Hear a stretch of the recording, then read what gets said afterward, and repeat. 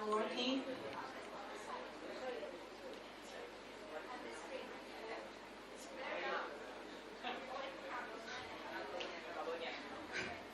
I'm so sorry.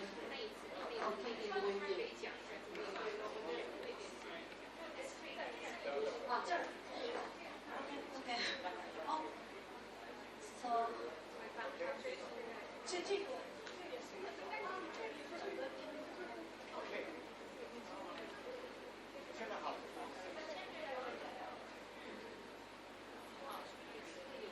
这个，但是我这儿不能放吗？哦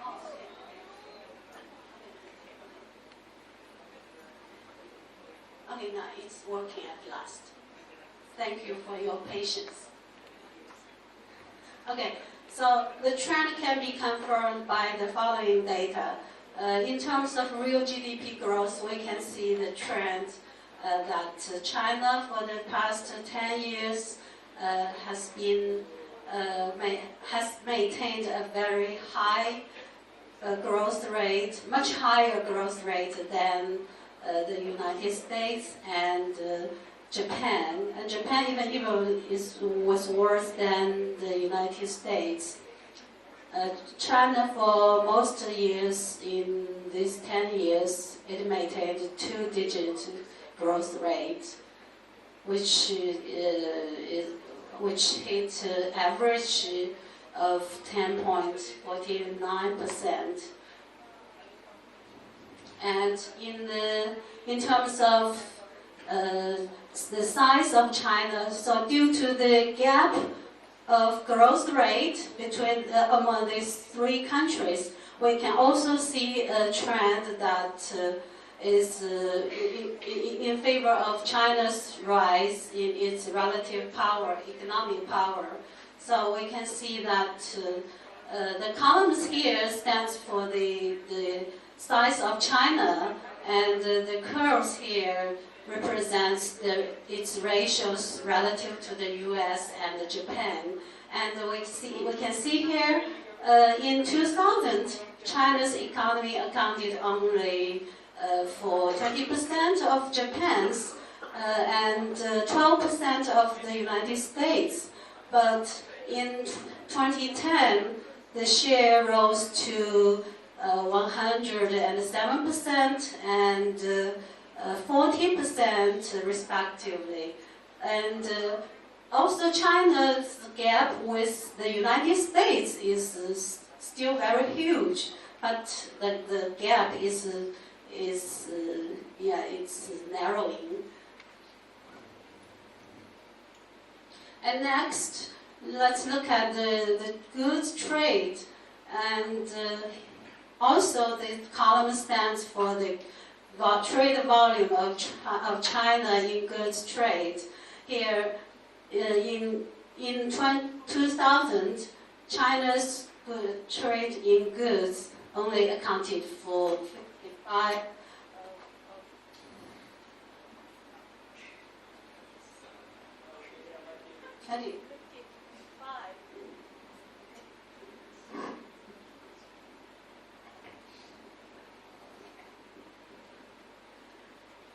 55% of Japan's and 23% of the United States. But in 2010, the ratio rose to 200% with Japan, and almost very close to the United States, 92% of the United States trading goods. And last year, the gap narrowed to $50 million. The gap is even narrower. And in terms of FDI flows, here we have some data on China's FDI inflows for the past, the first 10 years in the new century. And also China, we have seen that has attracted a lot of FDI from the world, especially compared to Japan. Japan, even for there are two anomalous years in in 2006 and 2010, the net flow of the FDI inflow was negative, and compared with the United States, the ratio is also kind of rising here.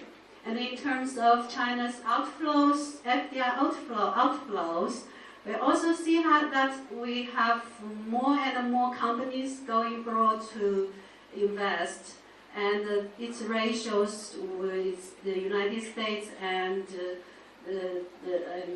Japan also is its rising trend. And in 2010, China has become the 5th largest investing country in the world. And for the first year, its outbound FDI exceeded Japan in 2010. And also, we know East Asian countries have accumulated a large sum of foreign reserves, and for many years in the past, Japan is the biggest foreign reserve holder. But in 2006, China exceeded in this regard, and now China's foreign reserves reached more than 3 trillion, about 2.5 times that of Japan's. And now let's come to so we hold most of foreign reserves in form of US dollar assets, especially we invested a lot in the US Treasury securities. So this column stands for the total issuance of Treasury securities in the United States, and this curve represents the holding share by China and Japan. And we can see that for a long time, Japan is the U.S. largest creditor. But in 2008, China took the place as the United States' biggest treasury security holder.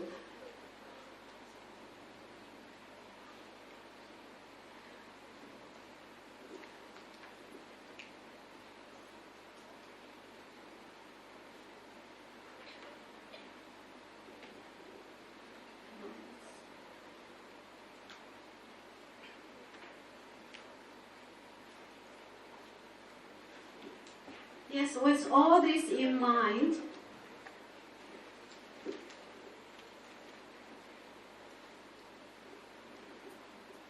now we'd like to further study the impacts of these changes. And I just said I will study this impact on two sides. So first we'll study on the economic side. So on economic side, I think the rising China in its economy is beneficial to East Asian economic cooperation. Firstly, the rising of China will further enhance the regional economic cohesion, and especially through trade and investment. And we know the rising of China's economy has led to the rapid growth of trade and investment in this region, and the intra-regional trade and investment as well. So just take the trade as an example here. China's rapid and continuous growing economy has greatly generated exports from East Asian countries. And the red curve here stands for exports to China as a percent of total exports from East Asian countries. But here, the total exports exclude China. So here, this is the only rising curve. which means that East Asians' export dependence on China is rising.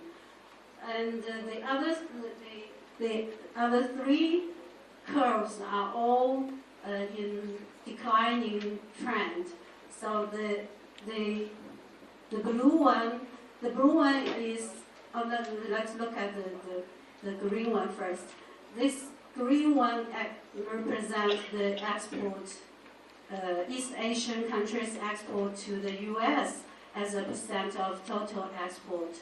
Here, total export exclude China, so it's also in a declining trend. And this is also the case for Japan. Asian countries' exports to Japan as a percentage of their total exports is also in a declining trend. But in 2010, the share accounts only for 9.1%.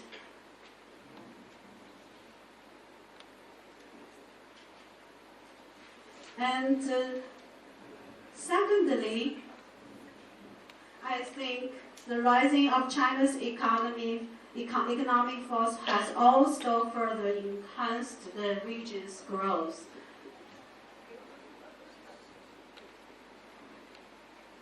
So we know East Asia is a region that is a region characteristics of its high dependence on export.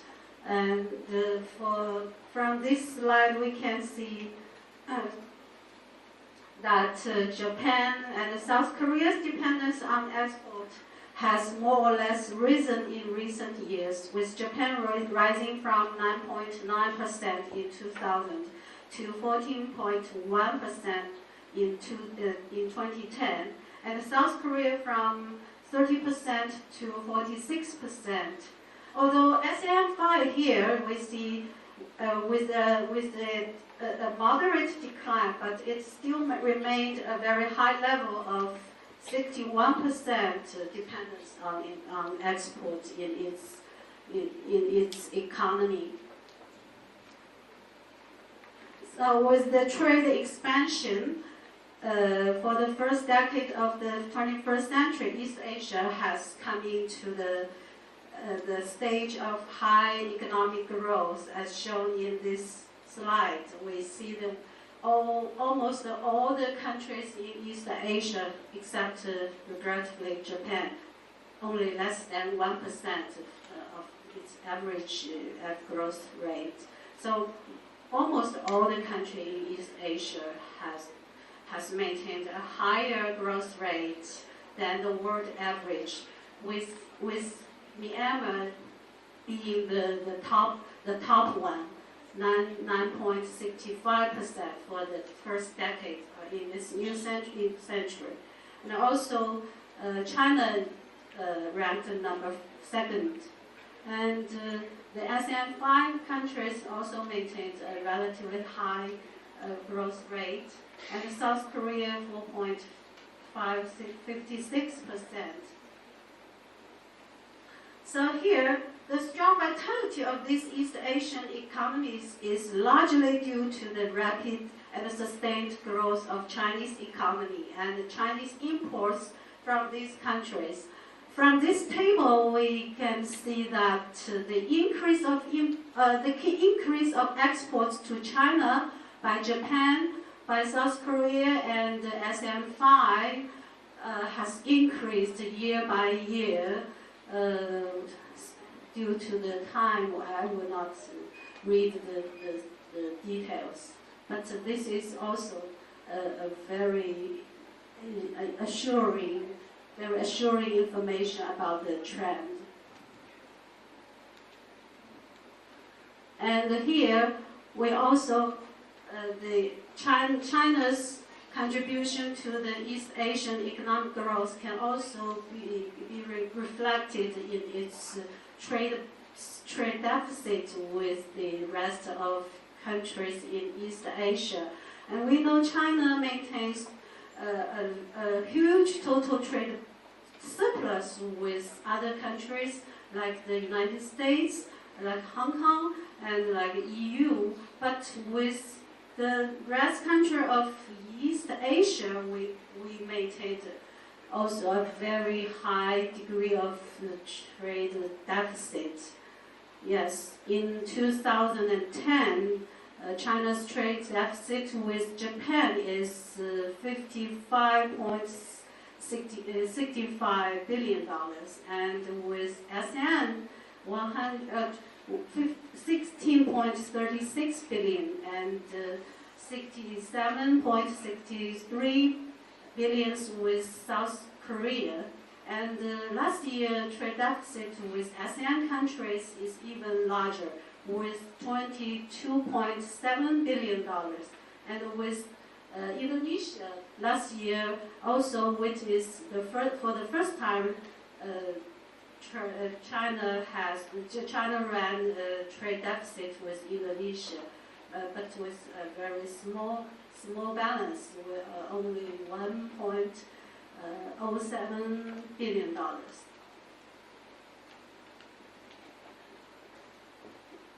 Okay, so this is the second point here. Now, thirdly, I think China's rise has also helped to become a significant assembly center in the East Asian production networks, and being the hub and the final assembly center in this network. So recently, the ADB study showed that China's emergence as the premier low-cost assembly center in the world in a wide range of electrical and electronics products has boosted components production and assembly activities in other countries in East Asia. So China's emergence as a major trading power and an investment location has been a win-win result for the perspective of the region. And fourthly, China's rise in its economy has also helped to become a significant driving force in promoting East Asian economic cooperation, and especially the initiative of establishing China-ASEAN FTA set a very good example in this region and produced a competitive effect on accelerating economic cooperation in East Asia. And especially China's cooperation with ASEAN has made a lot of achievements. Here, I will not spread out all the facts to save time. And now let's come to the political side analysis. So, China's rise, contrasted with the falling of relative economic forces of the United States and Japan, also poses great challenges to the regional economic cooperation. This can be summarized as these two aspects. First, there's an obvious competition between East Asia and the Asia Pacific for being the main vehicle in the region's economic cooperation. This can also be viewed from two perspectives. And from the inside region perspective, we see that East Asian cooperation has been disrupted with the interference and participation of the United States and Japan as its follower. And this can be, yes, from the inside region perspective, yes, the concept of EAS, which was expected to upgrade 10+3 cooperative mechanism, has now evolved from ASEAN +6 to ASEAN +8, with participation of more countries from outside the region, and it's also becoming more and more of a place for top leaders talk show without any focus on or any specific agenda for East Asian economic cooperation. And from the perspective of outside the region, TPP led by the United States, is competing directly with the ASEAN Plus 3, which is the main